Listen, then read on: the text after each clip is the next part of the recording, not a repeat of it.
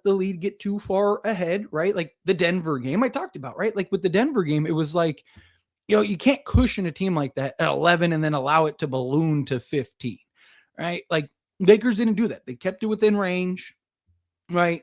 Started knocking down a couple shots here and there, were able to kind of get into it. And then all of a sudden you saw them, just finally take the lead. And then once they took the lead, they just, basically ran away with it. But these are back-to-back dominant wins against the Minnesota Timberwolves and the New York Knicks.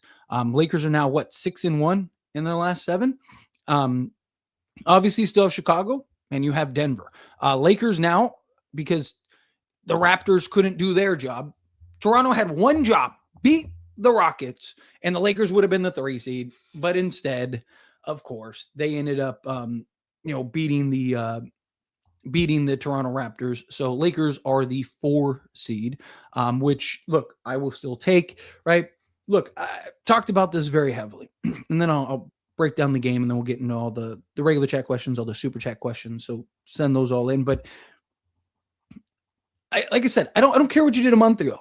I don't care what you did a week ago. I don't going into that Knicks game, I said, I care what do you do the rest of the way, right? Can you change that narrative? I don't care if you were bad to start the season or not start. They were actually good to start the season, but if you're bad in the middle of the season or whatever, you have your struggle. Like it's a long 82 game season. You're going to have good stretches. You're going to have bad stretches. You're going to have lulls. You're going to have in-betweens. You're going to have all of it, right? Like it's part of the game. It's how it works. Right? Like, but how do you close the tail end of the season? Do you show up?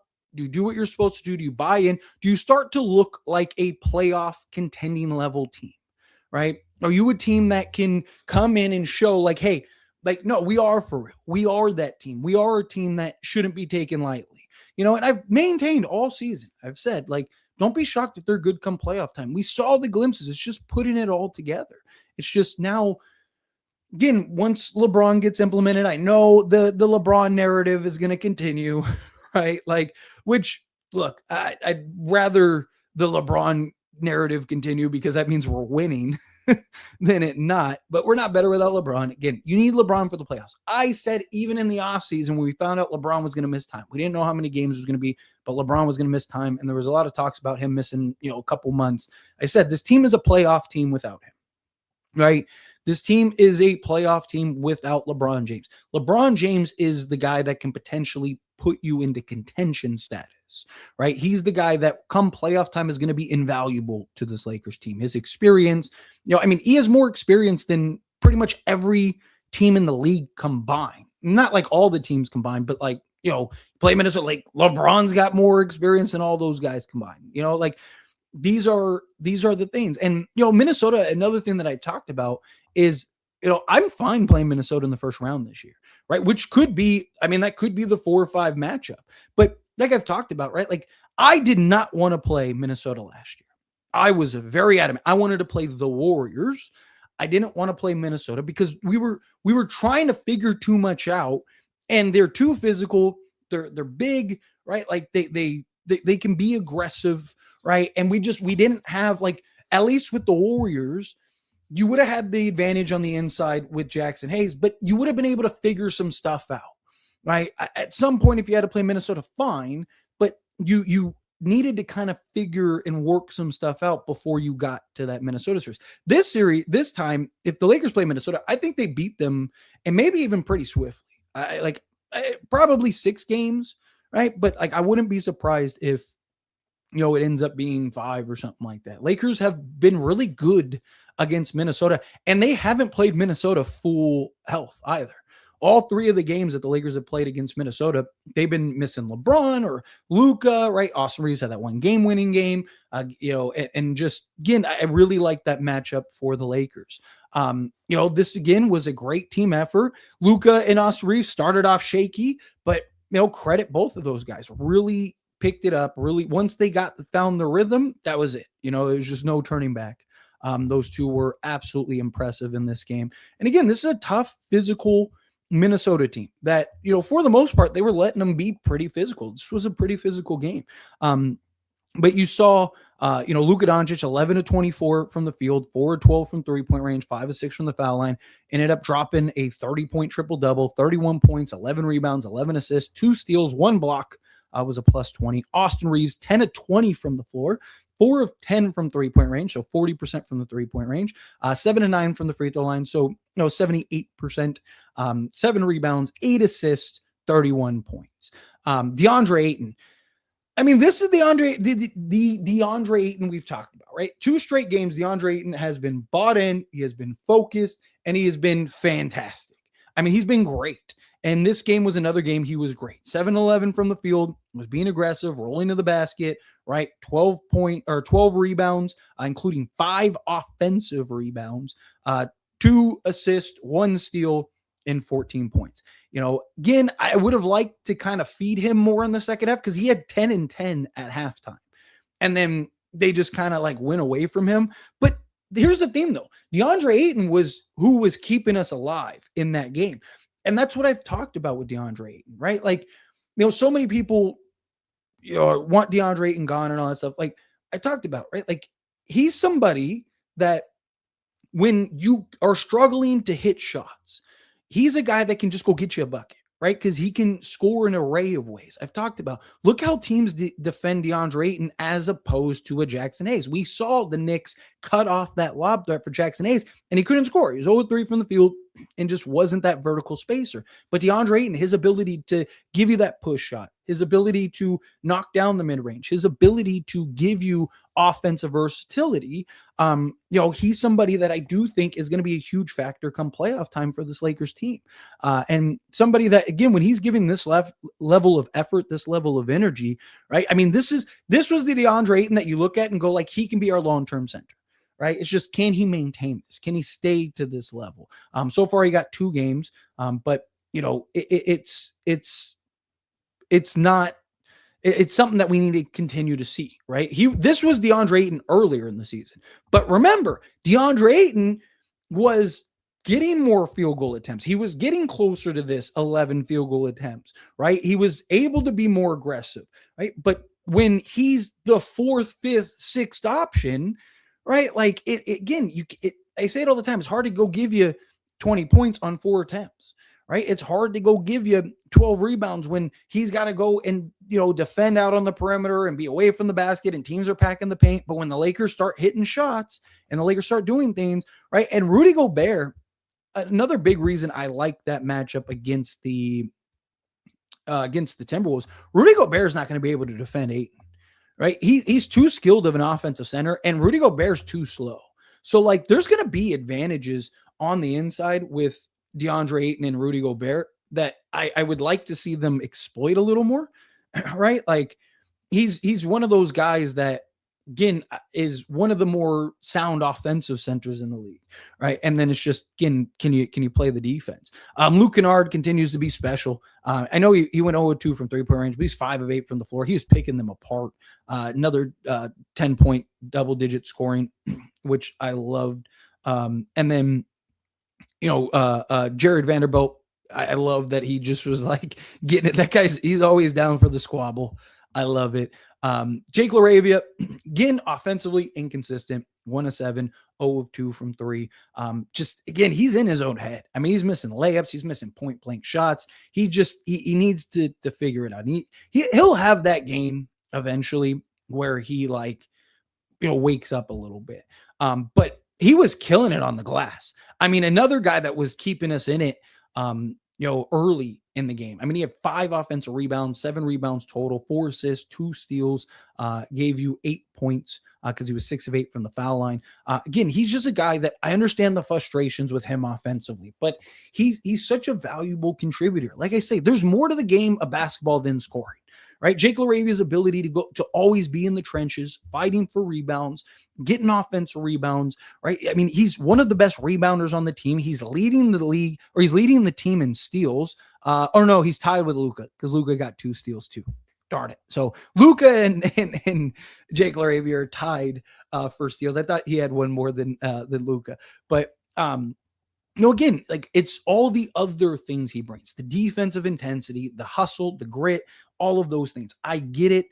The offense, It's frustrating, but again, there's more to the game of basketball than just offense, right? Like you need guys like Jake LaRavia. Jake LaRavia is the guy that can be the difference maker beyond the box score. Those 5 offensive rebounds, this could have been a very different game, because we were bricking early, but he kept getting these boards and fighting on the inside, right? He's a guy that is just very valuable in that regard.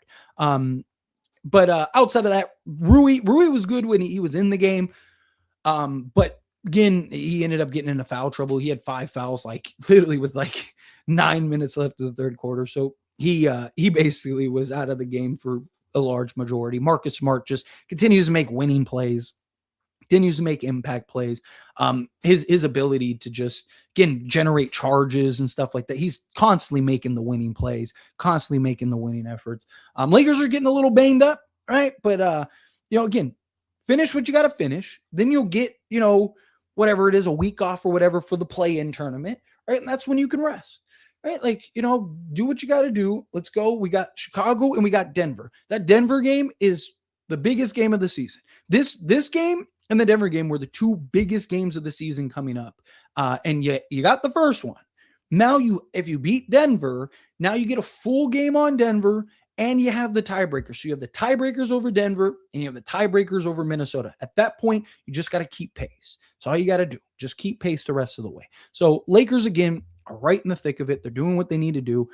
But anyway, let's get into all the super chat questions, all the regular chat questions, all of that stuff. Let's dive into it. Real quick, hit that like button for me if you haven't yet. Hit that subscribe button for me if you haven't yet. And let's go. Trell, coming out $2 super chat. Thank you so much. I really appreciate that. Pray Bron leaves this ungrateful organization. Look, not everybody hates LeBron. Not everybody thinks this Lakers team is better without LeBron. Again, Lakers are a good basketball team without LeBron. Is that true? Yes. But again, LeBron James is the difference between you being a title contender or not. I have said since the offseason, I have said, the entire way, right?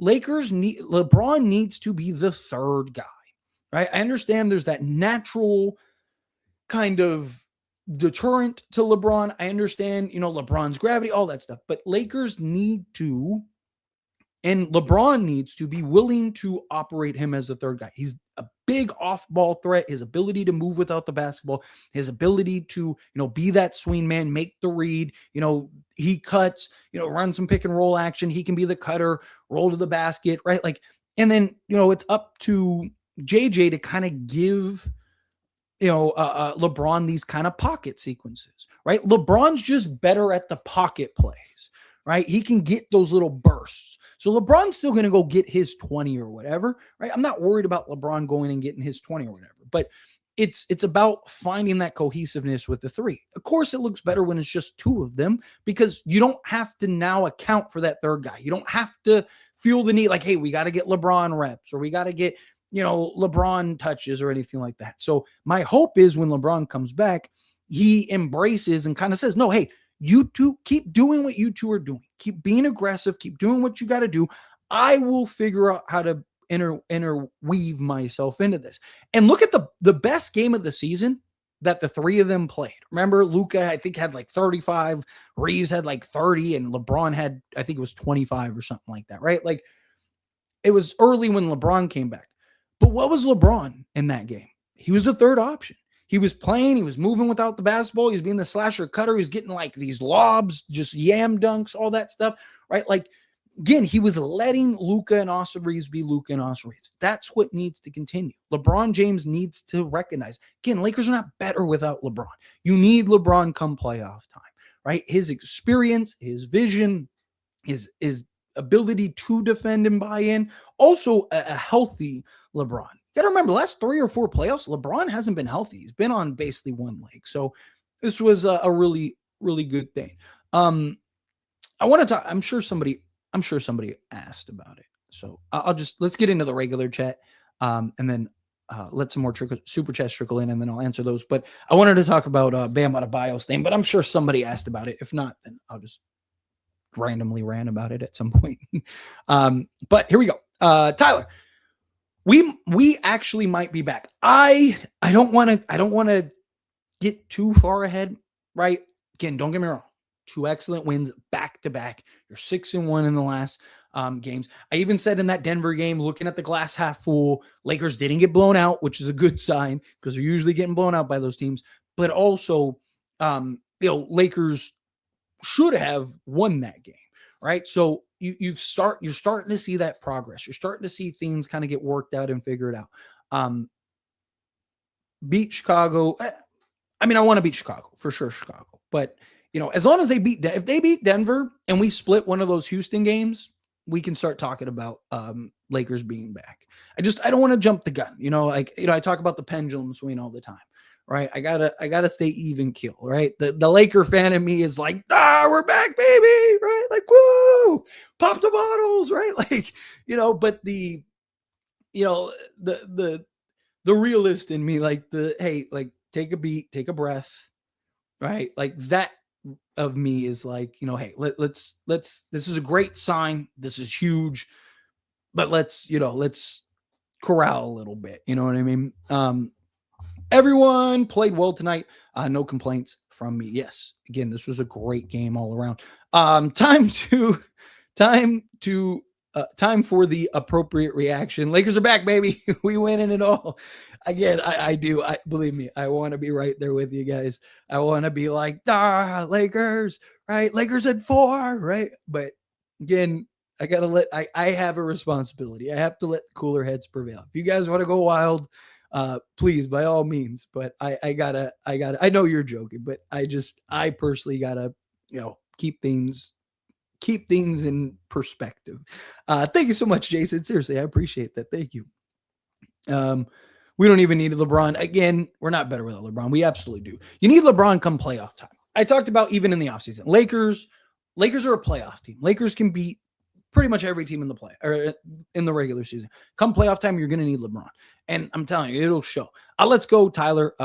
That's what I'm talking about. Yes, we're locking in, man. About time. Thank you, Lakers, bro. We actually best 2 very good teams back to back. When was the last time we did that? Let's go. This season, I don't think we've done it at all this season. Right? So this is definitely a huge moment. This is definitely, a great moment. And again, we didn't just win, right? Like, that's the thing. The Lakers didn't just win this game. They or win the last 2 games. They start to finish controlled these games and won in dominant fashion. That's the difference. That's the key. But again, appreciate you. Gabe Cardio,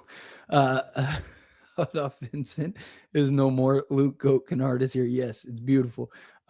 Used to pray for, seriously, right? Like, that's the thing, right? Lakers third quarters, like, man, when did this become a thing, right? Usually we're like, okay, can you just lose the quarter by like 7, right? Like, now it's like we're winning quarters by like 20. It's crazy. This is great. Good win. Keep up the good content. Thank you. I appreciate it. Lakers played good defense despite giving up 40 points in the fourth quarter. I believe possibly if Lakers beat Bulls in Denver, especially Denver, they're back. Yes or no? If they, like I said, if they can beat Denver and they split one of those, the Chicago, again, I want to win the Chicago game, but again, I want to phrase this properly, right? Like, Lakers need to beat Chicago and then beat Denver. But like, if you have that kind of trap game in between, I can live with it, right? Because it doesn't have the tiebreaker implications, doesn't have all that stuff, right? Obviously, again, I want to win every game. But like, if I had to choose like Chicago or, Denver, I give me the loss to the Bulls and then beat Denver and whatnot. Again, I want to be clear. I want the Lakers to beat Chicago, Denver, and then at least split one of those. I want both of them, but at least split one of those Houston games, and I'm good, right? We can talk about the Lakers being back, but bare minimum, we need the Denver game. Denver game is the most important game of the season, even the rest of the way. So appreciate you. Michael, coming to hot the $5 super chat. Thank you so much. I really appreciate that. Underrated part of these two wins. Knicks and Wolves have athleticism, size, and scoring. Yes, which is huge, right? That's kind of been the Lakers' kryptonite. Getting out in transition, the speed, all of that stuff. And Wolves have also been playing with the faster pace since Ayo Dosunmu came. Lakers did a really good job of keeping them out of transition. Lakers won the transition points, which is crazy, right? But Lakers have it in them. They just have to play smart and hustle. Yeah, exactly. Look, I say it every offseason. There's a version of this Lakers team that wins the championship. There's a version of this Lakers team that is, misses the play-in. A version of this Lakers team that misses the playoffs. Version of the team that's a first round exit, second round exit. What version are you going to get? Right? Like, we have seen glimpses of that Larry O'Brien Lakers team, but we've also seen versions of they're going to get ran through in the first round. Right? So again, Lakers have it in them. Lakers have the three best players on the court every single night. Luka is the greatest playoff performer behind Michael Jordan all time. LeBron James, there's no better second option than LeBron James in the league. And there's no better third option than the Austin Reaves we've seen this year. Hopefully, like I said, they flipped that. And Austin Reaves, again, Austin Reaves, the way he's playing this year, you can make an argument would be the best second option in the league, right? And then again, there's no one anywhere close to LeBron as a third option. So again, Lakers have it. It's there. They have it in them. It's just, can they put it together for 16 games come playoff time, right? 4 games each round, 4 rounds, 16 games. They can do that. Lakers are in great shape. Great shape. Stakes coming out $2 super chat. Thank you so much. Really appreciate that. Minnesota has. There we go. Minnesota has an offense that's easy to guard. Yeah, because, again, they don't really have, the biggest problem that Minnesota has is they don't have that true playmaker, right? They need some, Austin Reaves on Minnesota. They're probably the best team in basketball, right? They're really good. They have the size, the athleticism, the defense. They have everything to mask somebody like an Austin Reaves. That's why, the Ayo Dosunmu trade didn't really make sense. They were going after Kobe White and they were going after Ayo Dosunmu and guys like that. And I was like, they don't need another scoring guard, right? Yeah, Ayo Dosunmu is kind of a combo guard, can play either, but they need a true kind of playmaking, shot creating, catch and shoot guard, right? I'm trying to think. The problem is there's not a ton of them in the league, which is the problem. Those kind of most guards nowadays are kind of the combo guards. But again, somebody in concept, somebody like a Gabe Vincent, right? Obviously, Gabe Vincent wasn't that, but the idea of what Gabe Vincent was with Miami, somebody that can bring the ball up, that can initiate your offense, that can play within your offense, catch and shoot, knock down the open three, defend, right? You need somebody like that, kind of that initiator. If they could turn back the clock and get grit and grind Mike Conley, then they would have, they'd probably be one of the best teams in basketball, right? They need that guy that can run the sets for them, get them into their actions, and then kind of do that. Outside of that, it's just kind of you go, I go, you go, I go with Anthony Edwards, or they're just swinging the basketball, jacking up a bunch of threes, right? You kind of know what to expect with them. The Minnesota Timberwolves are a true point guard away from being maybe the best team in basketball. The question is, can they find that, right? They weren't patient enough with Rob Dillingham, which I get. He's somebody that you kind of need right now, right? But ideally, they need to find somebody that can be that for them, right? If the Spurs at some point decide to trade De'Aaron Fox, they should be going and making a play for De'Aaron Fox, something like that. But again, appreciate it for the super chats. All right, let's get back into the regular chat until some more trickle in. We don't need Bron. We got Bronny now, right? LeBron, move over. We got Bronny James. Look, I really like Bronny. I think he could be an actual rotation player next season. At worst, I think he could be, kind of that third guard slotted in, personally. So I do. I mean, on paper, he's everything this Lakers team needs. Everything. Caught the tail end of the game, but man, it looks like Luka and AR were fantastic. They started off rocky. They started off incredibly rocky, but ended up ended up finding their stride. And then once that happened, it was over. I saw some AR shots, and man, he's him. Dude, he had like 2 and 1 threes in like a 3 possession sequence or 4 possession sequence. He's finally getting back to himself again. Needed that, which is why this was good. Like, again, Lakers are not better without LeBron, but this was good for the Lakers having LeBron kind of be able to take these few games off, because it forced Reaves to now have to be the second option again. It forced Reaves to have to step up and figure it out again, right? So my hope is that you get that flip again, right? LeBron comes back, sees Luka and Reaves are tearing the ball, type thing. So, let's see. Lakers are finally not only beating good teams, but they're blowing them out, which is what is great. Oh, perfect. Somebody did mention the Bam thing. So I did a video about it. I'd appreciate if you guys go watch the video after this live stream. But again, I want to credit Bam Adebayo. He deserves credit. Anybody scores 83 points. I don't care if you got 83 free throws and you win 83 from the foul line. Anybody drops 83 points, that deserves applause. That deserves recognition. That deserves credit. But we all saw how that happened. Like Kobe, I did an entire breakdown, so I'm not going to break it down on this live stream. I compared Kobe's 81 and Bam Adebayo's 83. My problem is like, if he would have gotten it naturally, great, beautiful. Let's celebrate. Let's talk about it. The problem is that, again, it was gimmicky, right? You're up 27 or whatever with like 3 minutes left in the third quarter, and you extend the game an extra 30 minutes because you know the Wizards are in the bonus. So you just foul them to get them to the line so you can get more opportunities. You know, Kobe did it on true efficiency. Kobe went 18 of 20 from the foul line. Bam Adebayo got 42 free throws, right? Like, he got double the free throw attempts and was 30. He had 17 more free throw makes than that, right? Than what Kobe had, which, look, if you're going to score 80, 82, something like that, you're probably going to take, 20 plus free throws, which again, I'm fine with. But again, it's just, once he got to 74, then they decided to kind of get gimmicky. I respect Eric Spoelstra for, leaving him in, right? Like, because you see most coaches, we've seen guys like Joel Embiid and guys like that have 66 through 3 quarters. And you're just like, dude, is he about to break this?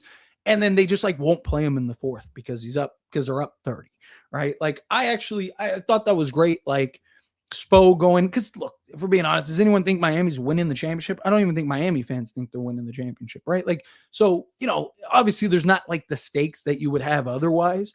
But again, I do appreciate Spo kind of letting him have that opportunity to go get it. I just don't like the gimmickiness. But I will, and I said this in the video, fast forward 10 years from now, outside of the basketball purists and debate shows and stuff like that, no one will be talking about, how Bam got 83. They'll just be talking about how, oh, hey, remember when Bam got 83 points? That's what they'll talk. I mean, the same thing with Kobe. People don't really talk about Kobe got 81 on, 50, what was it? 58% or 54%. Like I said, I broke it all down on the video. It was 54% from 3-point range and 61% from the floor. He did it on ultra efficiency. He was about as efficient as you could be in a game. And got 81. But people don't talk about oh man, Kobe did that on insane efficiency. They just talk about Kobe got 81, right? Kobe's got 81 points, right? Where the same thing will happen with Bam Adebayo, right? And 10 years from now, no one will be talking about how Bam got 43 free throws. They'll be talking about how Bam got 83. And then you'll have the debate shows whose was better, Kobe or Bam, and all that stuff, right? And then you'll have the rewind, let's take a look at history of, Bam dropping 83. Again, Kobe's was pure. He just went and got it, right? Literally. Where Bam's was more gimmicky, so it's I'm not somebody that is oh, there should be an asterisk or anything like that. He got it. He did. It's in the record books, whether we like it or not. But it's not to me, Kobe's 81 was far more impressive than Bam Adebayo's 83. Far more impressive. But yeah. AR is back to all-star MVP level player. Yes. And again, when he's the second option and he gets to be aggressive, right? Like I broke this down on several occasions, right? Austin Reaves pre-injury was averaging around 18 to 20 field goal attempts per game. Guess what he got tonight? 20 field goal attempts, right? Like after in the post-injury, right, when he came back, he was averaging 12 field goal attempts per game. So he was averaging 6 to 8 fewer field goal attempts. Also, his three-point attempts went up, right? I mean, he had multiple games where, like he had like 9 shots total and 6 of them were for 3. He's not Luke Kennard, but they were running him as if he was Luke Kennard, and that's not his game. He's not going to give you that efficiency. He's hot and cold with his 3 more often than not. He's not the pure shooter that Luke Kennard is, right? He can be a good shooter, right? You look at his field goal percentage, right? But it's more, he'll have like a 3-game stretch where he's like 2 of 9, and then he'll have a 3-game stretch where he's 7 of 9, right? Like, and it kind of roundabouts to that. Also, when his 3-point shot, and I've talked about this a million times, when his 3-point shot is falling, you really see the drastic difference in his ability because it just opens the floor more. Teams have to close out harder, right? Like I've said, like early to start games, even in this game, what do teams do? They go under the screen rather than over the screen. They're daring him to shoot because they don't want him to go downhill, right? But then he starts to knock down the 3 ball with some consistency, and you start to see teams go like, okay, like now we got to press, so they got to fight over the screen. So then you see him just be able to split, get to the basket, do all that stuff. So it's funny because we have no 3-and-D guys, yet our defense was good to make Anthony Edwards shoot 13%. Yeah, I mean, he missed a lot of shots. Like he's been struggling recently, but the defense also was really good, right? Like the defense really did what they were supposed to do. Defense has been locked in. They've been, switching, rotating, trapping. They've been doing a really good job effort, including Austin Reaves and Luka. Both of those guys have just been much better.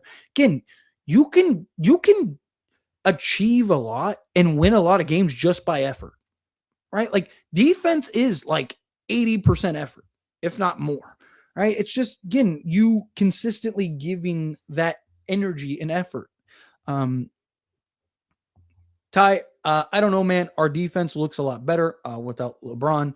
Hopefully JJ can figure out the best line defensive lineups when we 100% healthy. LeBron can buy in though, right? Like and this is part of the reason, and my argument has been LeBron needs to be the third option, right? Like when I've done the breakdown videos on it, like I've talked about, right? Like if LeBron lets Luka and Austin Reaves be the first and second option, then LeBron can preserve more energy on the defensive side of things, and he can buy in more defense. That Denver game, he was really good defensively. He had a couple lapses, right? He had a couple like where he just let somebody slip behind him, but he was much more active, much more, he was better defensively in that Denver game. He was actually really good. It was something that I even called out at the end of in the live stream where I was like, LeBron's effort and defense was much better this game than we've seen in a while, right? So he has that effort. I mean, even last year, right?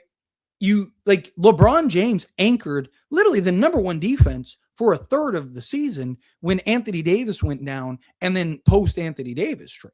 So like LeBron has shown the ability to do so. It's just, can he consistently do so? When he has to be on ball, he has to go score 25 to 30. He has to do all the other things, right? Then, at this stage of his career, it's hard to ask him like, hey, we need you to be our best defensive player and also go give us 30. He doesn't have that in him on a nightly basis anymore. But if he doesn't have to do all the other stuff and the offense can come more easy and he can preserve himself more on the offensive side, then now he can focus more and be more of that defensive anchor, or at least that's the idea, right? Which is what we saw last year, right? Like, so that's the key. Let's see. You and nobody in the chat can bring Reaves up. Always talking about trading him for Herb and can't guard Luka Jones. I mean, nobody can guard Luka for one. And 2, I've said trading him for both Herb and Trey Murphy, who Trey Murphy is like, again, he's ridiculous. But again, Austin Reaves isn't untradeable. I like Austin Reaves, right? But is he untradeable? So tomorrow, I say this all the time, and people never seem to have a response. Would you trade Luke? Would you trade Austin Reaves for Wemby tomorrow? If you would, if the answer is yes. One, if the answer is no, you're delusional. If the answer is yes, then you'd be willing to trade Austin Reaves. Your threshold for trading Reaves is just different than mine, right? You might only want to trade Reaves for a superstar, but there's big differences between that and, again, I'm a Laker fan. I was a Laker fan before Reaves. I'll be a Laker fan after Reaves. I was a Laker fan before LeBron. I'll be a Laker fan after LeBron, right? Like, again, what's best for the Lakers, right? If Austin Reaves is what's best for the Lakers, then sure. We still need to see him in the playoffs. And we still need to see, what can we build and what does this team look like? Because, again, it's different when you get to be the second guy in spots, right? It's another thing when you have to do that for the entirety of the season. You have to do that for the playoffs, right? You don't have LeBron to default to and just take over a game when you need to, right? There's a lot of things here, right? Again, Austin Reaves is an excellent player. I wouldn't trade him for a bag of peanuts, but I also, he's not untouchable, right? So to sit here and pretend like Austin Reaves, there's only maybe 3 true untouchable guys in the league. Truly untouchable, there's only at most maybe 5, right? And it's more circumstantial, right? Jokic, Wemby, Steph, just because, again, his legacy and what he is for that team, right? Again, outside of that, pretty much everybody is tradable. It just depends on what it is, Oh, got another super chat. Let me get to that. Oh, Cosman. Appreciate you. Thank you. As always. Thank you, Cosman. Great win. We're the 4 seed, baby. Yes, which is beautiful. Now it's just keeping pace. And we have the tiebreaker on Minnesota, which is great. We would have the tiebreaker other way, but now you got that extra full game, which is great. We should have been, I know I said that to start the stream. Toronto had one job, right? Just beat the Rockets, and the Lakers are the 3 seed. But hey, look, we have a chance to overtake them too here. Again, it's really hard to beat any team back to back on the road. And then Houston is good. I don't think they're a contender personally, but I do think that, I'm not expecting the Lakers to win both of them, but you got to win at least one of them. As long as you win one of them, you're good. Right. And look, I've maintained as long as the Lakers are a top 4 seed, that's all I care about. That's all I care about. Right. As long as he ends up, sorry, lost my train of thought. As long as we end up the 4 seed, there we go. God, it's late where I'm at, getting tired. As long as we end up the 4 seed, I'm good. That's all I care about. Just get a home court and then take it from there. But again, I appreciate you, Cosman. Seriously, thank you. As always. Shoot, where was I? I lost my spot. Hang on, give me 1 second. I lost my spot. There we go. Here we go.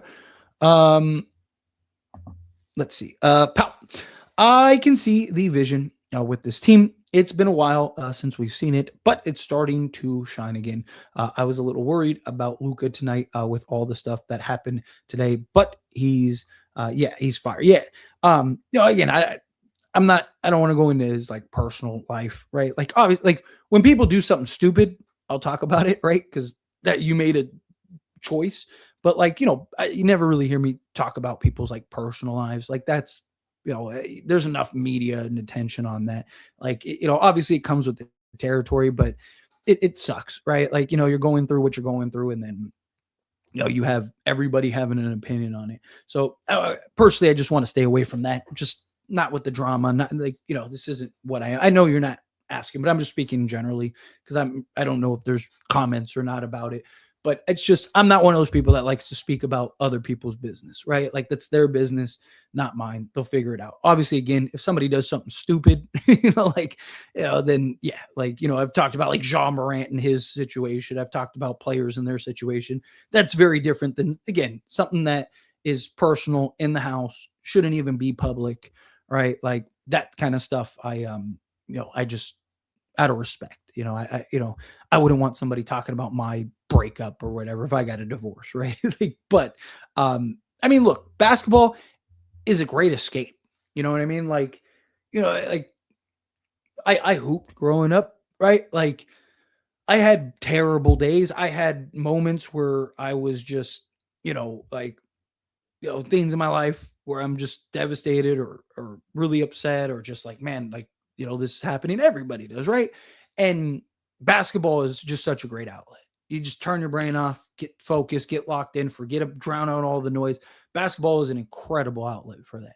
Even just like pickup, right? I can't tell you how many times I had a bad day and I would just go play, just go play pickup. Just hey, I'm gonna go to the park and hoop. And for that 2 hours, 3 hours, whatever, you're socializing, you're having a good time, you're laughing with folks, you're meeting people.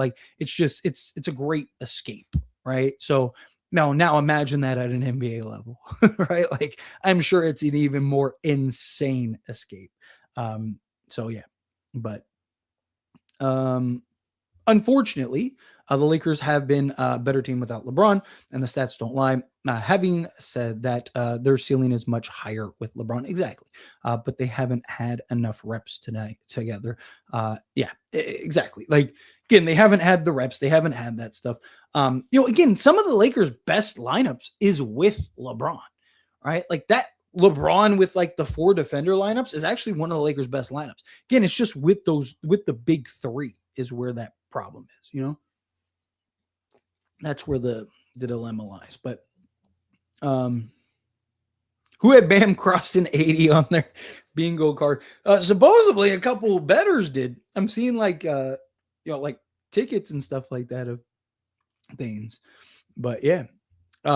Did AR handle physical defense? Yeah, he was great. He's actually done a really good job against Minnesota this year. They've tried to be physical with them. They've tried to bounce him off his spot and stuff like that. He's done a good job of absorbing contact. He put on a little muscle in the offseason, which really helped, which I hope he continues going into next season, right?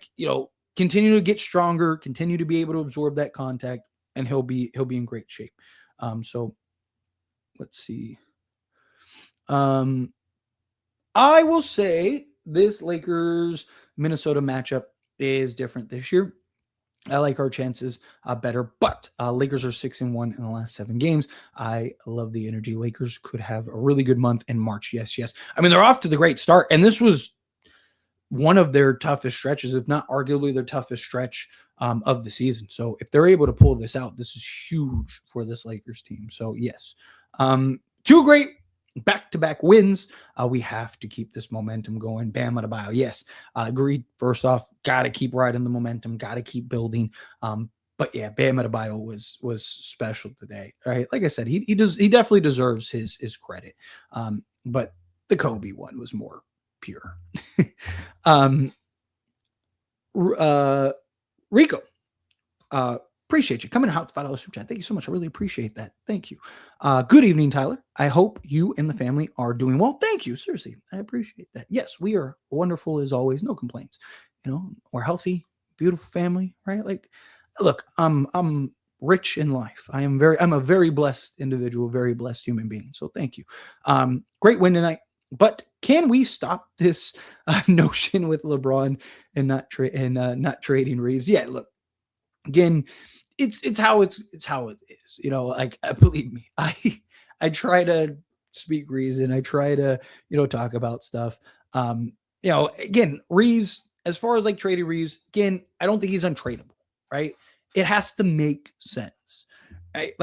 Obviously, again, absolutely. Do I talk about trading Reaves all the time? Sure. Because again, I'm creating content. I'm talking about possibilities. Again, this is a fan channel. I'm not an insider. I'm not a reporter or anything like that. I'm literally just one of you guys that have been blessed enough to, have an audience, right? So I'm talking possibilities. I've talked about trading LeBron, right? There's things that, again, that I understand conversation wise, but then there's just ridiculousness, right? And that's the thing. I mean, but it's a fan thing, right? I've said it before on streams, right?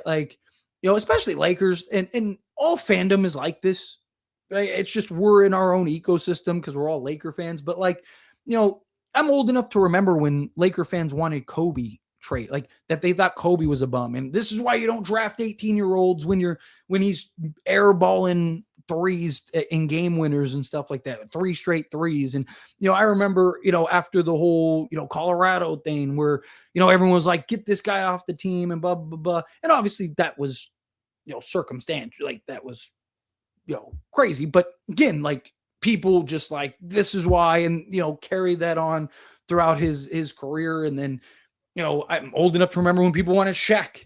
They'll get rid of Shaq, especially after when we lost with Gary Payton and Karl Malone, and he got like owned by Rasheed Wallace and stuff or Ben Wallace. Sorry. People, oh, he's lazy, he's this, that. It's usually how it goes. There were people that didn't want Powell because he was soft, and look at what he was in Minnesota. And when we didn't win the championship and we lost to Boston, everyone was like, get rid of that bum. He's trash. But it's how it goes, right? I mean, there's people that want to get rid of Luka, right? Like, unfortunately, it comes with the territory. I don't really get it. Again, there's one thing it's if it's conversational, it's another thing when it's, overreacted. But that's just, unfortunately, that's fandom, right? And like I said, it's not just Laker fans, it's fans, period. Everyone wants the coach fired. Everyone wants, when the Lakers are losing, everyone thinks, again, I'm old enough to remember when Laker fans wanted Phil Jackson gone. And, he only won because of Jordan, right? Like, it's a different world when you're in the fandom space, but appreciate you. Seriously. Thank you so much. Let's see. Oh, shoot. Here we go. Now that's what I'm talking about. That Laker played with attitude the whole game. A nice win, Lakers. Yes, agreed 1,000%. I really liked the effort, the energy. DeAndre Ayton really kind of set the tone for the Lakers, which was great to see. Very refreshing. Again, he's a guy that can just, again, really be a difference maker for this Lakers team. So, I was a little worried also when I saw Hayes and Kleba were out with Braun, because we're down to Ayton and Timmy, and it looks like Ayton won the battle. Need DA to be locked in. Yes, again, like when you feed him and you give him the reps and you keep him invested. Again, I'm not saying he has to take every shot. You have to give him 30 field goal attempts or anything like that. But, reward your big man, right? Like it's a big thing. You got to keep your big man invested. You got to keep your big man engaged. He's one of the few positions that can't just go and self-create, right? Like, because he's not bringing the ball up. He has to go plant down, and he's working hard, and he's fighting, and he's getting banged up, and he's doing all this stuff, and he's, established position, and you're just constantly looking off on him. It's hard for any center. Why would any center want to work hard? It's like, dude, like I'm working my tail off here and I'm not even going to see the basketball. It's like, I might as well just, plant myself in and then work hard on the defense side. And then that starts to slip and all those other things. So, but yeah, Luka and Reaves is the greatest duo in NBA history. Look, I get you like Austin Reaves, but man, greatest duo in NBA history. You taking them over Magic and Kareem, Kobe and Shaq, like Powell and Kobe, right? I mean, God, Scotty and Jordan, right? Like Steph and Clay, or Steph and Draymond. I mean, hell, even LeBron and Wade, right? Like, I get being a fan of somebody, but this is part of the problem, right? Like, this is where the delusion sets in, and this is why people don't take it serious. Like, I understand if you want to be like, man, I think they're going to be a great duo or something like that. I think that they're going to win multiple championships as a duo, whatever. Sure, I'm right there with you, but say they're the greatest duo ever. I really hope you're joking, but sometimes space to do comments. I don't know. Yes, if you haven't yet, please go check out my NBA channel. I'm really close to getting that monetized. Made a video earlier today, all that stuff. I'd appreciate if you guys go check it out. If we have Gabe Vincent, we would have won by 30 FX, right? Like, of course. Gabe, go Gabe. They will most likely continue to have same issues they've been having together. if LeBron played this game, Austin Reaves wouldn't have been able to be himself going because LeBron's usage. Again, I mean, had LeBron not missed a few games, right? Like, I don't. Then yes, I agree, right? But LeBron being out, my hope is we see what we saw earlier in the season. Because again, it's really hard to. I now have to ramp up and be the second option to now I'm going to take a back seat and not be the second option, right? It's already hard enough for LeBron to tone it down. And then now I have to ramp it back up and go from, 60 to 100 immediately because Reaves is out to then, now I need to drop back down to 60. It's hard, right? It's really hard to do that. But now LeBron has gotten some rest. By the time he actually plays, he'll have almost a week off. And, now it's like, okay, now I can step back in and get back to 60, right? That's the only thing. It's obviously a joke. You should see some of his comments, right? Again, I have a very good memory, right? Like, you see his comments regularly, you might be seeing in a different dude. This win is so big, believing in the run now. Let's go. Again, I am totally supportive if everyone wants to feel that way. I love it.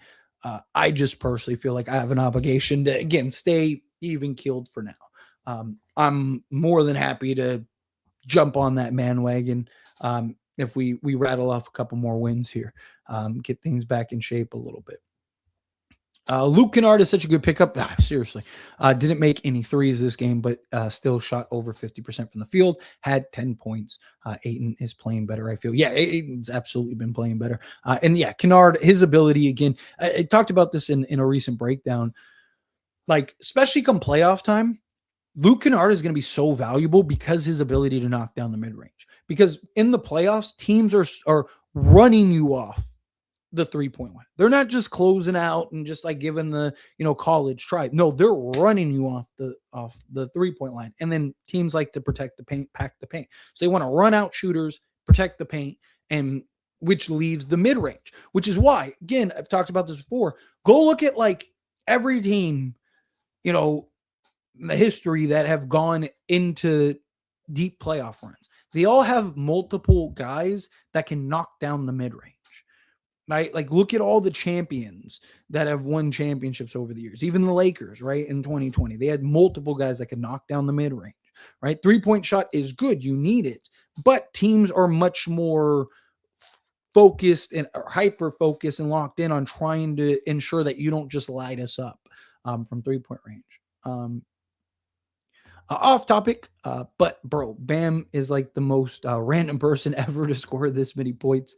Bro, I wish I hadn't bet on Bam. I'd be a million. I know. I was. It's funny. I was talking to my brother earlier, and I was like, dude, we should have bet on Bam. Adebayo, we'd be millionaires right now. I was like, dude, we could have thrown like $100 each and just cashed and went and did that.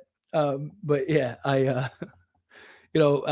again, for him to go get it, again, you got to tip your hat to him. It's one of those things. I mean, you could bet that every day for 50 years and never hit it, right? Like, let's see. Ayton playing better when he actually give him decent amount of attempts. How shocking. Yeah, exactly. It's not a coincidence. Everything that I have broken down about DeAndre Ayton has all been true. Like, when I talk about like, hey, watch the games in which he plays well, look at the difference. Again, I've broken this down a million times on live streams, on videos, all of it. And every time it reigns true because, again, he's not that margin center. He's an offensive. So you knew what he was when you got him, right? We all knew what he was when we got him. And then everyone's like, oh, this guy's trash. He's a bum. And it's like, do we just forget the kind of center that he is? Do we just everyone wants Ayton to be something that he's not. He's not going to be it. Like, that's why everyone was upset about him saying the Clint Capella comment. But I was like, he's right. Yeah, you probably shouldn't have said that, but he's not wrong. He's not Clint Capella. He's better than Clint Capella. He is one of the best offensive centers in basketball, right? He was an 18-12 guy his entire career without Luka. Imagine what he would be with Luka. That was the idea. But Lakers actually played good defense tonight. Yeah, 2 games in a row. They did a good job against the. I even said their game plan, their defensive schemes against Denver were really good too. They just couldn't hit shots early on, got so far behind the 8 ball and had to play catch up the rest of the way. The Lakers have been much better defensively, which is good. The way he wrote it sounded like a joke. Yeah, I get it. And said light work. Wait, against Luka in the Adidas commercial. He talked that talk, but when the time came, he couldn't walk the walk. Yeah, facts. You got it. I'm not gonna lie. I really love Ant-Man and his trash talk. I really do. He's probably my favorite player. That guy. I love his attitude. I love the way he just like anybody. He's like anybody can get it. Obama, NBA players, celebrities, athletes. I love it. I do. But it is nice to kind of give him a little humble pie. But don't worry, future Laker Anthony Edwards, he'll be able to talk all the mess he wants. Ayton is finally getting more offensive opportunities, and he's delivering. Wow, what a coincidence, right? Again, it's like feed your big man. Help let your big man eat. Let him feel at least involved.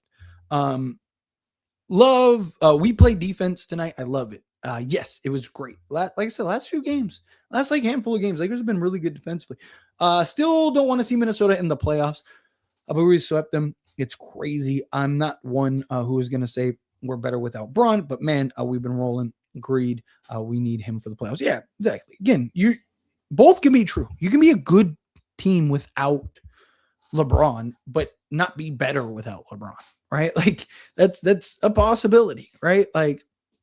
But again, look, obviously Minnesota is going to be a tough playoff matchup, right? I don't want to sell them short, but I like the matchup much better, much better than I mean, you were here, pal, when I was screaming at the top of my lungs, what is everybody talking about? I don't know why anybody wants to see Minnesota, and I was getting rain for it. People were telling me I'm an idiot, this, that, and the other. I don't know what I'm talking about.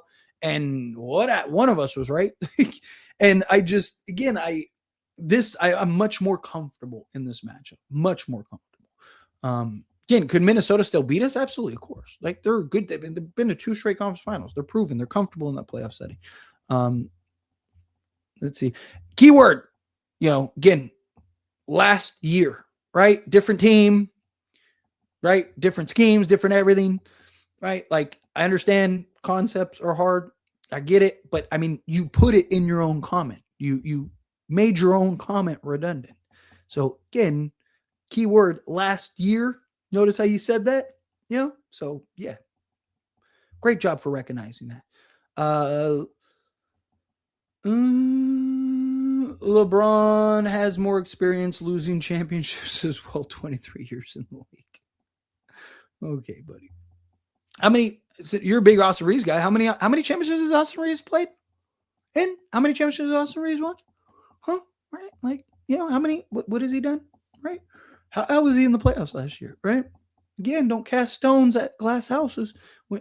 Don't forget to hit that like button. Yes, please, if you haven't yet hit that like button, hit that subscribe button for me. I greatly appreciate it. Seriously. Imperial coming out $2 super chat. Thank you so much. I really appreciate that.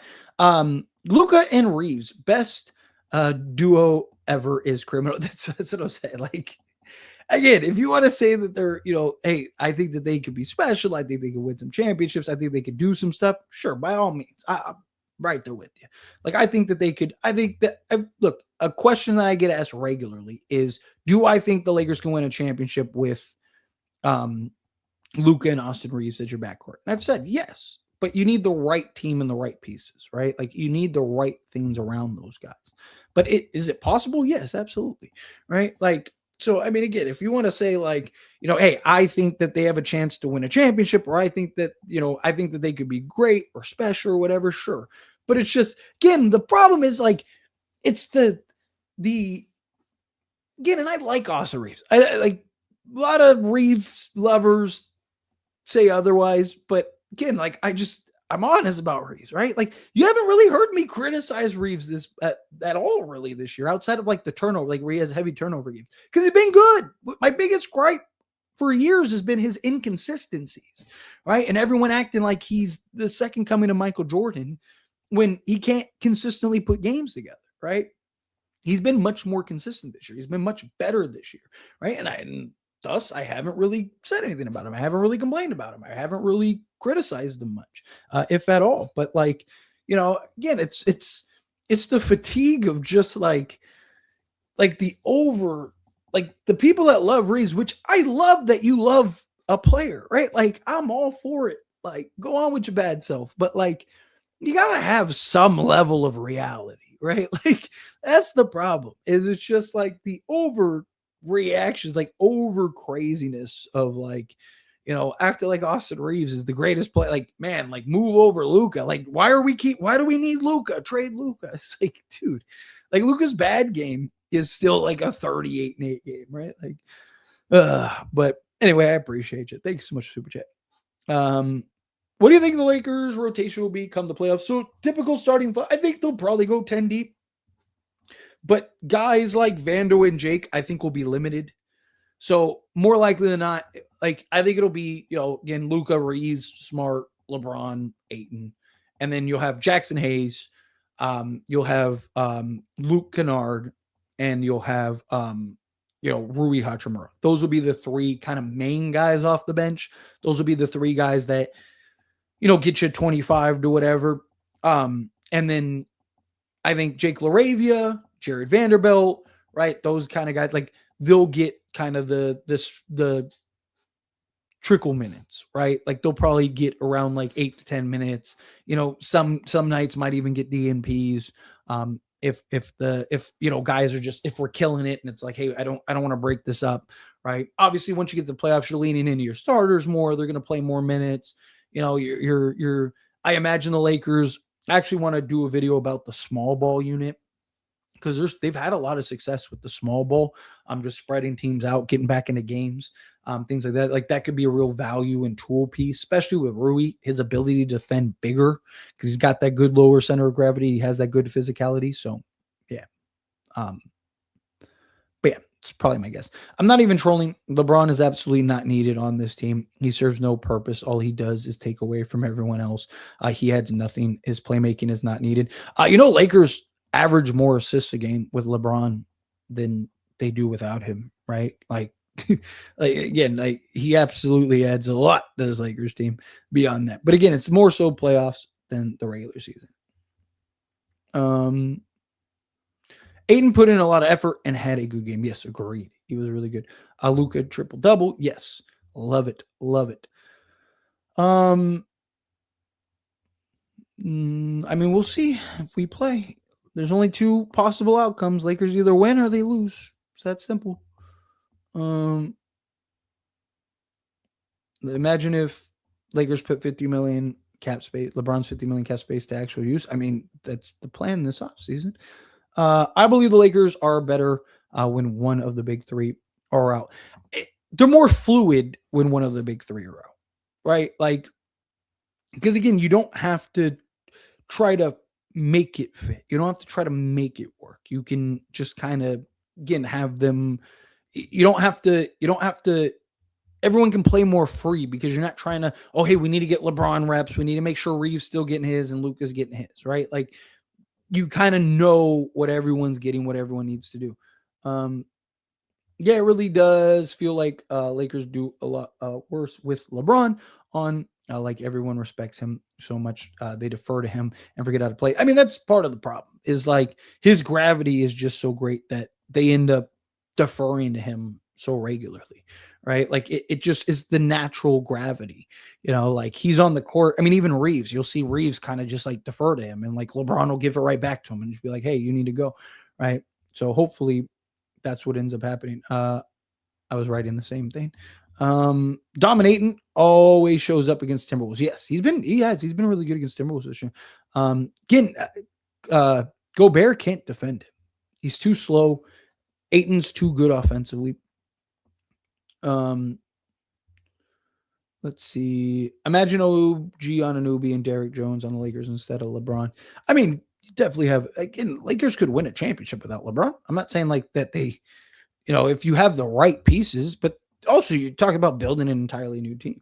So we're talking about like right now, today, right? Like Lakers are better with LeBron on the team. Sure, if they go get 3 or 4 pieces in the offseason, then yes, they could be better collectively overall. But let's see. Wait, you've seen Jordan 2.0. I really hope you're trolling. I really do. I like the amount of comments that you leave. I really hope you're just trolling. Like, I hope you're not that serious. I pray. Kind of crazy that Denver might fall down to the play, and imagine a 7-2 seed matchup, Denver and the Spurs OKC, which would be amazing. I would imagine that in the first round. That'd be amazing. But yeah, I mean, it is a real possibility. I mean, Denver could end up being a playing team, which is crazy because I still think come playoff time, they're probably going to be the best team in the playoffs if they can be healthy. Problem is they haven't really been healthy. They keep having guys in and out, keep having the struggles. Guys like Norman Powell, Hartenstein, Dort can be available. Yes, Lakers are going to have some options for sure. What's going on? Lakers won't be able to properly evaluate AR in the playoffs if LeBron continues to operate as the second option. Agree, right? Like that's why if they end up doing what they did last year, where LeBron and Lucas usage skyrockets and Austin Reaves basically gets relegated to catch and shoot 3-point shooter, then yeah, you're spot on. They need to beg him to take a step back, or they should just bench him, let him go. Problem is you can't. Like you got to kind of just ride. Like you hope LeBron just kind of makes it, understands and establishes it himself. And took the night off. Stars don't even bother trying against us when LeBron is out. Well, then you took an embarrassing loss. What about the other 2 games? What's your excuse with the other 2 games?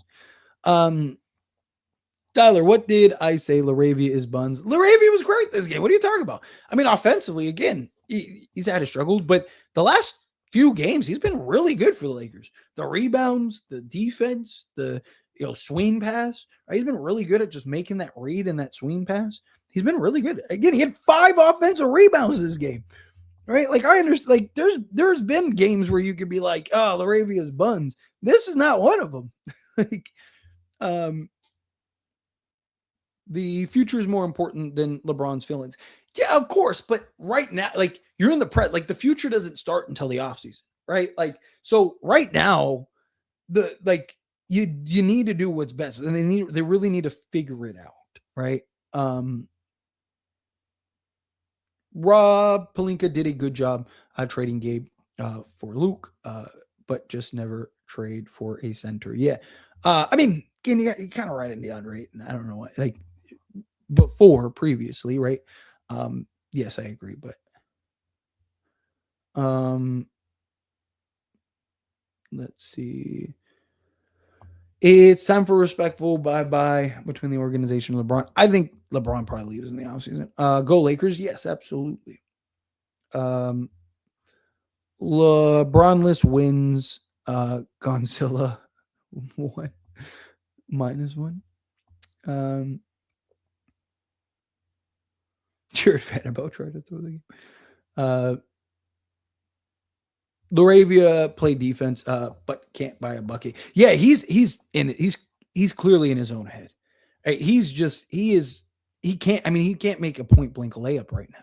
Like he's in his own head. He's got to like take a step back, right? But I do appreciate that the Lakers still keep going to him, and he'll end up having that game, right? Like he'll end up having that game where he starts to hopefully find his stride a little bit.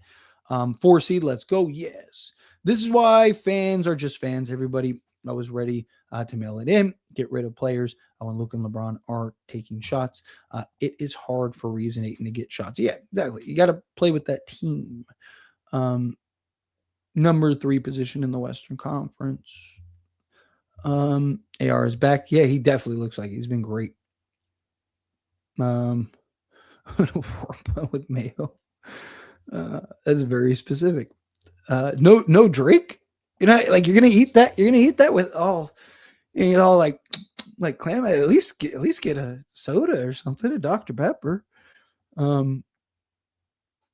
Let's see. We see what Jake does defensively, but it's worth the whole he gives us on offense. It allows teams to double team Luka. Get real, bro. Wait, what? Like, again, teams are going to double team and trap Luka regardless, right? Especially a playoff time. Teams are going to want to get the ball out of Luka and Austin Reaves' hands. Like, that's going to be the defensive scheme regardless. Even if Jake LaRavia is shooting 80% from 3-point range, they're still going to double and trap Luka. That's usually team's game plan. Is it me or Ayton is open a lot? They just don't look his way. 1,000%. I have screamed that all season. All season.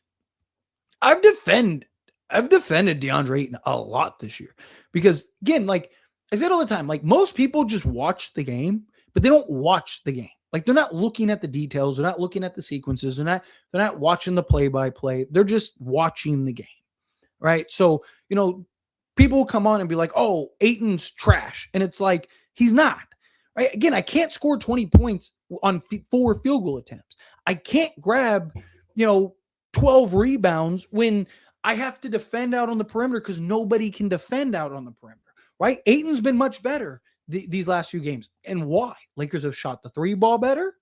Lakers have defended much better out on the perimeter. So DeAndre Ayton's been able to operate more on the one-on-one matchups and advantage sequences and advantage plays. On the defensive side, he's been better because he's not at disadvantages all game because Luka and Austin Reaves and Rui and all these guys are just getting blown by every possession, right? Like,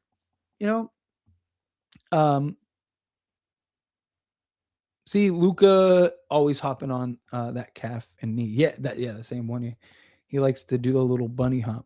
I'm not saying this to hate LeBron, but we have to be honest, and the Lakers have to make sure if they can build around Luka and Reaves, these playoffs are going to be great tests that I hope LeBron come back to the other part here in a moment. Lakers just need to go 10-7 to get to 50 season. Maybe if they can continue to catch fire, go 11-6. That's my hope. I said even when the Lakers were on that terrible stretch, they'll win 50 games. My prediction in the offseason was 53. I thought the Lakers would win 53 games. I don't think that they're going to win that anymore. It's still theoretically possible. If they keep playing the way that they're playing, they absolutely can. But realistically, I think they'll get to 50 wins. I think they'll get 50 wins and they'll be a top 4 seed. That's kind of what I've maintained. When I made my prediction, I didn't know LeBron was going to miss 14 games and then eventually enough games to not qualify for accolades. And then Austin Reaves was going to miss like 22 games and, all of that. But Tyler, it's starting, which quick note, sorry, big dog. I'll get to you in a second. Which quick note is also why I regularly say JJ Redick is a good coach, because look at last year and look at this year. And the Lakers might end up finishing 2 years, 50 wins and a top 3 to 4 playoff seed, right? Like so many people are like, JJ's trash. How many coaches could do that? Think of there was 5 iterations of the Lakers last year, and we were still able to get to 50 wins and be the 3 seed. This season has been a wreck, right? With injuries and all kinds of stuff and just, lack of energy and the lack of personnel and the lack of roster and all this stuff. And we're still probably going to get to 50 wins and be a top 4 seed, right? So again, JJ is a very good coach, right? As much as people like to hate on him and scapegoat him and blame him, he is a good coach, right? There's not many coaches that could do what he's done with this team. Tyler, it's starting to get out of hand with the LeBron situation. Heard someone earlier say, hope he had, I don't even want to put that. I don't even want to read that. I don't want to put that out there. As a fan, I think it's best for both sides go their separate ways. I think so too. Look, there's always the LeBron haters. There's always the people, there's just people that naturally, and I'm not saying everyone that is saying this is a LeBron hater, but there are, a big part of it is, LeBron haters, right? They're the loudest in the room usually. But again, to wish that on anybody is ridiculous. You know what I mean? That's just stupidity. Let's see. doesn't make it about himself. Yeah, you're talking about LeBron. Yeah, for the part 2. Yeah. Again, it's really going to be up to LeBron doing what he needs to do. What would you pay Tari Eason, and what do you think he'll get in free agency? So a lot of people point to him turning down 4 years, 100 million, so 25 million a year, and a lot of people are like, "Oh, he's gonna have to make more than that." They ignore, again, just reading headlines and not actually reading the articles. He turned down the 4-year deal because a lot of it was like non-guaranteed and like it was a lot of stipulations, right? Team options, stuff like that. I think if the Lakers just straightforward 4 years, 100 million guaranteed money, I think they could land Tari Eason. I think Tari Eason could get them. It is possible that you might have to overpay, but the reason I think Tari Eason is more realistic than Peyton Watson is Houston's about to get very expensive and Jabari Smith Jr., his contract, his new extension's about to kick in, so on and so forth. So, Tari Eason, they're probably not going to be able to pay him at all. They probably won't be able to pay him more than like 20 million. That's why they wanted non-guarantees and team options, stuff like that, so they could get out of it if they're not winning as a second apron team. Because, Amin Thompson is about to get his extension this offseason. So I think 25, maybe that 27 million range, I think is realistic. Ideally, you do like a decline contract where, like, worst case scenario, you give them 30 million in year 1 and then 27 year 2, 24, 21 type thing, something like that, where it all averages out to that. Where is Eric Gordon? Eric Gordon, isn't he still on the Sixers? I think. I know he's on somebody. I pray the Lakers lose in the first round. We'll keep praying. I totally agree. Gotta take advantage. We play teams like the Nets, Wizards, Pacers, and other bad teams. If you can get these big wins and take care of bad teams, we're in great shape. Yeah. Again, like I said, it doesn't matter how you start. It matters how you finish, right? You finish the right way, do what you need to do, you'll be in great shape. If LeBron doesn't play, his production is not needed. Everyone else just picking it up while having way better chemistry in defense and effort, a much better pace. Yeah, again, it's really about LeBron and what he does when he comes back and comes in, right? If he ends up being somebody that is willing to accept that buy-in role, then I think he'll be good. I think he'll be in great shape. Thoughts on Laker fans booing the commentators and hating on Bam's 83 points? Again, I get it. I do. It wasn't like it was gimmicky, right? Like Kobe's was legit 81, right? Like, so yeah, like I've seen people talk about like generally, like I've seen people talk about like the respect factor, and I've seen them talk about like, the gimmick. Like if you would have just gotten it, it's one thing. Like those people I agree with, right? But I've seen a lot of people like out of respect, you shouldn't have gotten more. You shouldn't have gotten 81, which I think is a little ridiculous. I understand, or this way, sorry, reversed. Kobe's passing. I understand Kobe, iconic, cemented, all that stuff. But again, do you think Kobe would not want somebody to go into like, yeah, I mean, we've all heard the Jordan story in the All-Star game, right? Like, you think Kobe would have done that? No, Kobe would, I'm going to go get that, right? Yeah, they'll still remember him. Don't worry, right? Like, again, like, I don't, like, records are made to be broken. So what? Like, if somebody passes, like, you're just not supposed to touch the record? Like, that's silly, right? Like, again, I understand Kobe's tragic passing and all that stuff, but again, like, Kobe would respect it if you went and got it. I don't know if Kobe would respect the way he got it is the difference, right? That's my problem. It's the way in which you got it rather than if he was just hot and continued to be hot and just went and got it, more power to you. LeBron can just play the Aaron Gordon. He would be a more, yes, I get what you're saying, but he'd be a better version. Like he'd be a more hybrid role. They need him to be that Aaron Gordon, Draymond Green role, right? Like, a Draymond Green on steroids type of guy. That's what they need. What would you pay Luke Kennard and Mitchell Robinson?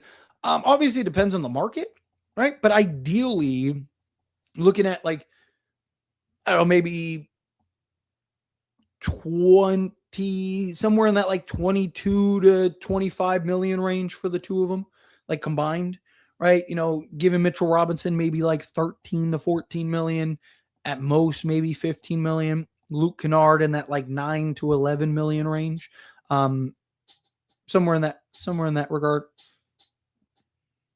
Stats say Bron, Luka, and AR are negative. Yes, when they're, well, the three of them on the court together, I think are like a plus 3.8, but they haven't been good collectively. In theory, LeBron plays Aaron Gordon, but he won't do that. His ego won't allow it. He's trying to put up stats with low energy output. He did it to start earlier in the season, though. So, like, I don't know if that's the case, right? Like, LeBron was fully bought into that role until Austin Reaves got hurt, right? And then, like I said, LeBron had to, like I said, it's hard to go from 60 to 100, and then now I got to decelerate back to 60, right? Where now he's getting time to come, rest, get back in, and then he can step back in. Now he can get back to being at 60. I trust LeBron at playoffs more than Reaves. We all know 2 years in a row, AR, a no-show in the playoffs. Yeah, again, which is part of the reason. How we feel about the franchise GOAT getting passed up, and if it wasn't even by Luka. Yeah, I mean, I would have loved Luka to get it. Again, I mean, records are made to be broken, right? Like, somebody at some point in history was probably going to do that, especially with the way the game's played and how good offensively players are nowadays. Bam is not the one that I would have guessed. I mean, guys like Devin Booker, we've seen like get insanely hot. Like Luka is a guy that I could have seen, more of these these like offensive monsters. Like I could even have seen somebody like a Jokic getting it, right? Like he just is hot, can't miss. He's too big, dominating, like a Wizards team or something like that. My problem is just the gimmickiness of it. You know what I mean? So that's my problem.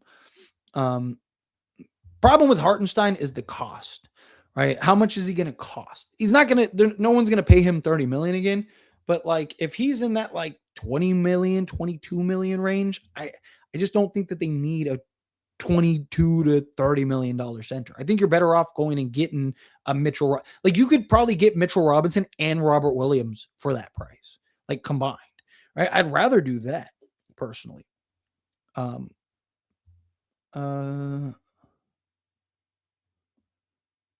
let me trying to find something real quick. Sadly, AR might play bad in the playoffs, not because he can't handle physicality, but because the big three plays puts up bad numbers compared to when two play. AR has to be the number 2 in the playoffs. Yeah, again, we'll see how that goes. Again, I don't want to. We don't know until we get there, so I don't want to like overly speculate. But KFC, UFC, NFC, Lakers in 5. I love it. All right, I'm gonna do handful of more questions and then skate on out of here. Let's see. LeBron's like the 12th highest paid in the league this season. We shouldn't have to be discussing if he makes the team better or worse for that kind of price tag. Shaking my head. But again, it's like Lakers should, like, to be a contender, shouldn't you be good without your bets? I mean, look at, again, Denver, look at OKC, look at the top teams without their best guy or one of their best guys, right? They're still really good, right? The fact that the Lakers are good without LeBron, I mean, think of how many years the Lakers were abysmal without LeBron. LeBron didn't play, you can clock in, doesn't matter who they play, right? Who they go up against, right? Like, again, the fact the Lakers are good, I don't think that that's a negative for the Lakers, like, I see you drinking Smirnoff Ice. Let's go. No, it's not. It's the sparkling ice. It's I usually drink the energy drinks, but they got that's what this is. But they got like the Starburst flavor now, and so I'm telling you, I need to reach out to these guys for a brand deal so I can stop paying for. Like, I don't do brand deals, but I might do it for this because I just buy so many of these. But they have these new Starburst flavors. I'm not gonna lie, they're fire. Like they taste just like the Starburst candy, which is good. But yeah, they're like zero sugar, energy, like they have like caffeine or whatever in them. So they're actually pretty good. But yeah, anyway, appreciate you. Let's see.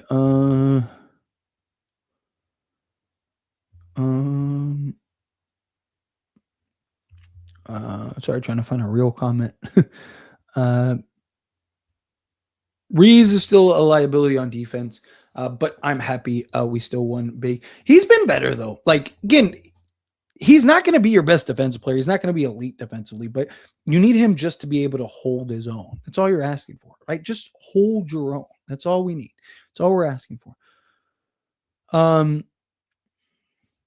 The team playing this well without Bron is telling the front office as much information. Yeah, which is good, right? Like you're getting some sample size about it. Why can't we talk about why can't we just celebrate that win without losers in the chat talking about BS narratives? I mean, how it usually goes, unfortunately. Let's see. Sorry, trying to find some of me. Funny how when LeBron doesn't play, this happens. I mean, Lakers have won games with LeBron. Yeah, I agree. It does feel like the Denver game was the most important left. Don't get me wrong. The other games are really important. I looked at Denver's schedule. They got a really good stretch of games. Yeah, like Lakers, again, obviously you have to win games in between. When I say most important game, I don't mean like that's the only one you have to win. I mean more of like if you win that, now it's just you keeping pace, right? So Luka Kennard 0% for three tonight. Yeah, took 2 threes, but it still was like what 60% from the floor. Still was ultra efficient. The stretch of Lakers basketball reminds me of the stretch we had in February last year where we only lost like 2 games. Yeah. Again, Lakers have it in them. It's just buying in and doing what they're supposed to do.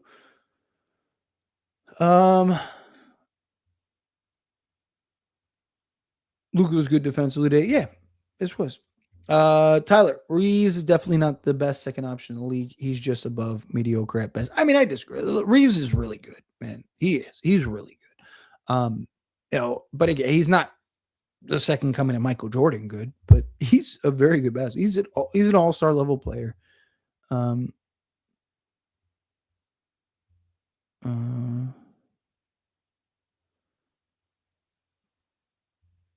Let's see. How many more games do people need to realize LeBron is the problem? Ayton even looks better. I mean, what about the games where the Lakers won with LeBron? Imagine turning LeBron into JJ and Andrew Wiggins. Again, it just depends. It depends on who's available in the offseason, what you can get. Let's see. Twitter is wild. LeBron should want to be on the first flight back to Cleveland. If you saw what I saw, I mean, he probably is in the offseason, to be honest. Let's see. AR going to disappear in the playoffs, especially if they face Minnesota or Denver. He can't never find his rhythm in the playoffs. I mean, he did that first year, but again, I want to be fair, right? Like I say it all the time. I want to be fair with Austin Reaves and give him a fair shake, right? Like he's improved in a lot of areas this year, So I want to be fair to him. Let's see. Sorry, trying to find something to me.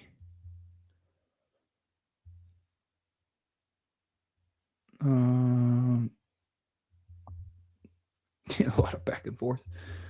Bring Rui back. It just depends on how much it costs. Problem is, Lakers need to solve their starters, and that's the issue.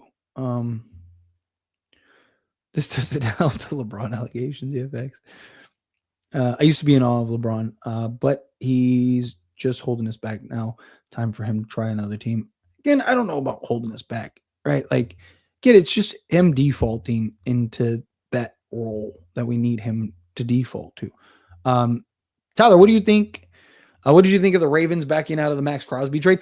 I mean, the reports and everything are true. I mean, you almost have to, right? The problem is it's going to impact so many teams because so many teams pivoted, so many things changed, right? Like, even like the Raiders, they went and like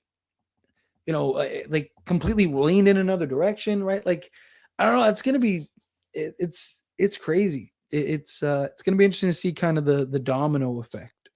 That's going to happen. All right. I'm going to do like 2 more and get out of here because it is getting late. It's already 2 a.m. All right. I got to, it's going to be a long night. All right. Let me do a couple more and then let's get out of here.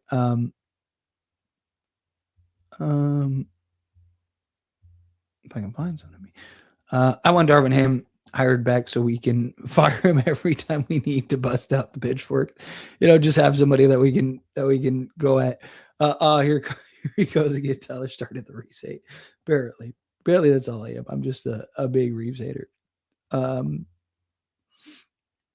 Let's see.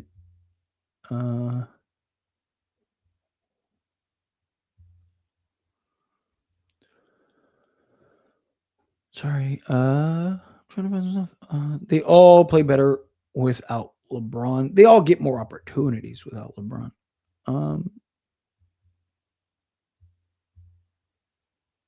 Did you see the Ayton interview? Bro must be going through another mood swing because he just stormed off. Oh, really? No, I didn't. I'm sure I'll see it. I'm going to go look at all like the stuff and get some videos and stuff ready for the morning. So, Bam. What the hell, man? 100-point game will come sooner or later. I think somebody will. Like, players keep saying that it won't happen, but I think it will. There's going to be somebody that, whether it's somebody playing now or at some point in the I think near future. I think in the next like 10 years, somebody scores 100 or more. Like, genuinely. Like, there's just guys are so good offensively now. Right? Like, you're going to end up getting somebody like, another Steph or something like that. You're going to get somebody like, why am I blanking on his name? Come on. Rookie on the Hornets. Why am I blanking on his name? Somebody help me, please. The rookie on the Hornets. Why am I blanking on his name? Anyway, until somebody either it pops in my head or somebody mentions him. Like, you're gonna get somebody like him that's just like goes like 20 of 20 from 3 or 18 of 20 from 3 or something like that, and just like lights it up and just can't miss to save their lives. Right? You're gonna end up having something crazy like that. Steph was somebody that I thought might be able to do it at some point, but again, you're gonna end up having somebody that's just gonna just light it up, and go crazy. Like, again, you look at Con Kneppel. Thank you. That's who it was. Con Kneppel. Thank you, everybody. Yeah, like I could see somebody like Con Kneppel, like I said, going like 20 of 20 from 3-point range, and then like getting 10 fouls, and then just like all of a sudden you're just like, dude, like this guy has 70 through 3 quarters, right? Like, or 80 through 3 quarters, something crazy like that. But I think somebody at some point will. AIS. back to the channel after a bit. My dream playoff bracket would be OKC, San Antonio, Lakers, Houston, Phoenix, Minnesota, Denver, Golden State. I really hope the Nuggets fall into the play-in so bad. Dude, I would love like a Denver. Yeah, thank you so much, Jace. I'd really love like a Denver, like OKC or San Antonio first round matchup. That'd be fun. That'd be fun. All right, and then answer this last question. I'm gonna skate on here. Obviously, if I get a super chat before that, I'll answer that. But outside of that, I'm gonna skate on here after that because it is getting late. It's gonna be 2:30 by the time I start finishing the rest of my work. I love Luka and AR, but Ever is absolutely wild. I hope they do become that, but I don't see anyone topping Shaq and Kobe. If only they worked out their issues at the time, man, they could have been. I mean, they probably win another 2 championships, if not more, right? Like at least, I think they win at least 2 more together. I mean, if they could have just stowed their mess or whatever, I think that they bare minimum, I think, win 1 more, but more likely than not, I think they win at least 2 more personally. But anyway, I appreciate you guys. Like I said, I'm gonna get on out of here because it's getting late. These like 10 o'clock games are brutal for me. They weren't when I was in California and Vegas, but now they're sheesh. But anyway, you guys are awesome.